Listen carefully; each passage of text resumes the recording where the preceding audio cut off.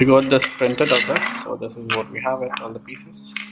So this is going to, it has a cut, this part here, and this is going to go inside this. So let's just put this in this. The wiring for the fingerprint will go from here, and I'm going to use my some sort of limit switch, and it's going to be here. So when this goes in, it will press it, and then it will turn on or it will leave.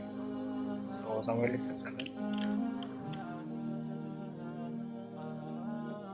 Alright, so we have done this. So as per the plan, the mechanism is that for limit switches, because they do not have a much pushing force. We have one magnet this side and the one magnet this side, and they are connected in the same pole, north to north, and so as they are at the same pole, they will repel each other, right?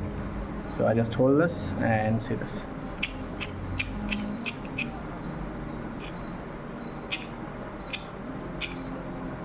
So you release it.